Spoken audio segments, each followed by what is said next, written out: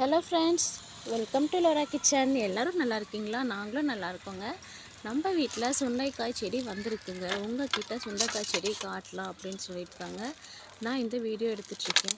உங்கள் யாருக்கு எல்லாம் சுண்டைக்காய் பிடிக்கும் அப்படின்னு சொல்லிட்டு கமெண்ட்டில் சொல்லுங்கள். சுண்டைக்காயில் அவ்வளோ நன்மைகள் இருக்குங்க.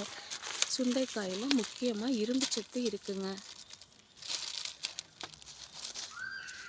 சுண்டைக்காய் வத்த குழம்பு, சுண்டைக்காய் அப்புறம் சட்னி, சுண்டைக்காய் சட்னி செய்யலாம், சுண்டைக்காய் வத்த குழம்பு செய்யலாம், சுண்டைக்காயை சாம்பாரில் போடலாம்.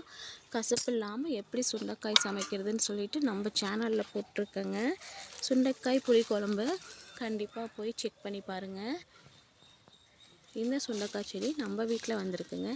எனக்கு ரொம்பவே சந்தோஷமாக இருக்குங்க. நம்ம வீட்லேயும் ஒரு சுண்டைக்காய் செடி இருக்குது அப்படின்னு சொல்லிட்டு ரோட்டில் நடந்து போகும்போதெல்லாம் சுண்டைக்காய் எங்கேயாவது கிடைக்குமா, செடி இருக்கா அப்படின்னு சொல்லிட்டு பார்த்துட்டு போயிட்டே இருப்போங்க. செடிகள் இருக்கும், ஆனால் காய் இருக்காது. எல்லோரும் சமைக்கணும்னு சொல்லி பறிச்சிருவாங்க இல்லைங்களா. நம்ம வீட்டில் ஒன்று இருந்தால் நல்லா இருக்குமே அப்படின்னு சொல்லி நினச்சேன். நம்ம வீட்லேயும் இப்போ சுண்டைக்காய் செடி வளர்ந்து பூ விட்டுருக்குங்க. மனசுக்கு ரொம்பவே சந்தோஷமாக இருக்குது. உங்கள்கிட்ட பகிர்ந்துக்கலான்னு சொல்லி தான் காட்டியிருக்கேங்க. இந்த வீடியோ பிடிச்சிருந்தா நம்ம சேனலை மறக்காமல் சப்ஸ்கிரைப் பண்ணிக்கோங்க, லைக் பண்ணுங்கள், தொடர்ந்து வாட்ச் பண்ணுங்கள். தேங்க்யூ ஃபார் வாட்சிங்.